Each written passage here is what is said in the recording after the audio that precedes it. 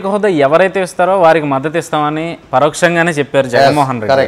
మరి అదే ఇది చంద్రబాబు గారి విషయంలో కూడా కరెక్టే అనుకోవచ్చు కదా, ఎందుకంటే కాంగ్రెస్ ప్రత్యేక హోదా ఇస్తాను అంటుంది, అందువల్ల దానికి ఒత్తాసు పలుకుతున్నారు అనుకోవచ్చు, లేదా ఇంకోటి అనుకోవచ్చు. మోదీ గవర్నమెంట్ చూసుకుంటే అది బీజేపీ గవర్నమెంట్, ప్రత్యేకంగా ఈ ప్రత్యేక హోదా మీద ప్రత్యేక హోదా ఇచ్చేది లేదు, అది కుదరదు అని తెగ్గొట్టి చెప్పేసింది. మరి చంద్రబాబు గారు అదే విషయం మీద మోదీ గారిని వ్యతిరేకించి కాంగ్రెస్తో జతకట్టారు అనుకోవచ్చు కదా, ఎందుకని మరి చంద్రబాబు గారు చేస్తుందని మీరు తప్పు పట్టడం? చంద్రబాబు గారు ముందుగా ఫెయిల్ అయిపోయారు, ముందు పాస్ ఫెయిల్ అయిపోయారు. ఎట్లా ఫెయిల్ అయిపోయారు? మేము ఎప్పుడో నుంచి ఈ రాష్ట్రానికి ప్రతి ఒక్క కావాలి మేము పోరాడుతున్నాం, ఆయన ఏమో దండలేసేసి వాళ్ళు బొకేలు ఇచ్చేసి వాళ్ళు సన్మానం చేసినట్టు. అప్పుడు ఒకే మాట అన్నాం కాబట్టి ఒకే మాట మనం వెళ్తున్నాం, ఆయనతో పాటు వెళ్తే మనం కూడా దుమ్ములో కొట్టుకెళ్తాం కాబట్టి మనం ఆయన తిరుగుతాం. మన పంద వేరు, మన పోరాటం వేరు, మన సిద్ధాంతాలు వేరు, మన అన్నీ వేరు. మన సిద్ధాంతాలని మనం వెళ్తున్న విమానాన్ని ఆయన హైజాక్ చేసి తీసుకెళ్ళాడు. ఆయన వైపు ఎట్లా వెళ్తాం? మనం వెళ్ళాం కదా. మేము పింఛన్ 2,000 రూపాయలు ఇస్తామని చెప్పాం, ఆయన ఏమో మళ్ళీ ఆ 2,000 ఆయన చేశాడు. కొన్ని చేసిన పథకాల్లో నవరత్నాలు ఆయన కొన్ని హైజాక్ చేసి చేస్తున్నాడు కాబట్టి ఆయన కూడా ఏ విధంగా వెళ్ళగలుగుతాం? వెళ్ళలేము మనం, అది కరెక్ట్ కాదు కదా.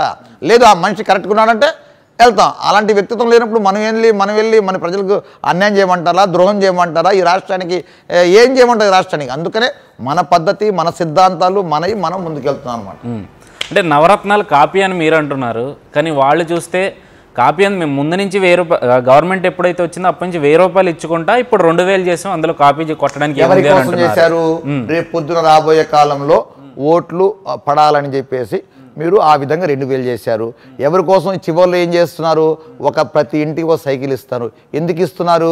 రేపు పొద్దున మేము గెలవాలని. మీరు అంటే చంద్రబాబు నాయుడు గారు మామూలు మైండ్ కాదు, మాస్టర్ మైండ్. ఎప్పుడు ఏం చేస్తాడో తెలియదు, ఎప్పుడు ఏం చేస్తాడు. ఇప్పటికి 99 అస్త్రాలు వదిలిపెట్టాడు, ఇంకో అస్త్రం ఉంది, ఏముందో నాకు అర్థం కావట్లేదు. ఇంకో అస్త్రం మీద ఉన్నాడనమాట. 99 పూర్తయినాయి, ఇది అన్ని విధాలుగా ప్రయత్నాలు అయిపోయినాయి. ఇంకొక అస్త్రం ఉంది కానీ నాకు అది ఏంటో ఇప్పుడు నాకు అర్థం కావట్లేదు. చివరిలో ఇంకో అస్త్రం వదిలిపెడతాడు, అదేంటనేది నేను కూడా చూడాలన్నమాట.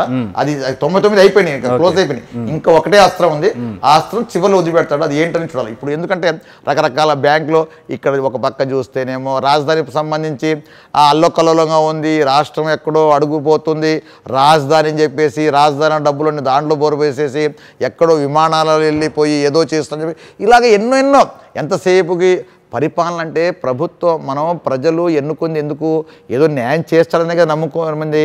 అలాంటిది వదిలిపెట్టేసేసి విమానాల్లో ప్రయాణం చేసేసి నేను ఏదో ఈ రాష్ట్రం ఏదో చేయబోతా, ఇక్కడ చూస్తే ఫండ్స్ లేవు, డబ్బులు లేవు, ఏం లేవు, నేను ఏదో చేసిన విమానాల్లో వెళ్ళిపోయి మళ్ళీ తర్వాత జగన్మోహన్ రెడ్డి గారిని టార్గెట్ చేసుకుని పద్దాక మంత్రులు అందరూ ఇన్ని తిట్టుకోవడం మొదలుపెట్టేసి ఇలాంటివన్నీ చేసుకుంటూ వస్తే తర్వాత 10 సంవత్సరాలు హైదరాబాద్లో ఉండమని చెప్తే అక్కడ ఉండకుండా ఇక్కడికి వచ్చేసేసి అంటే ఇవన్నీ ఏంటి?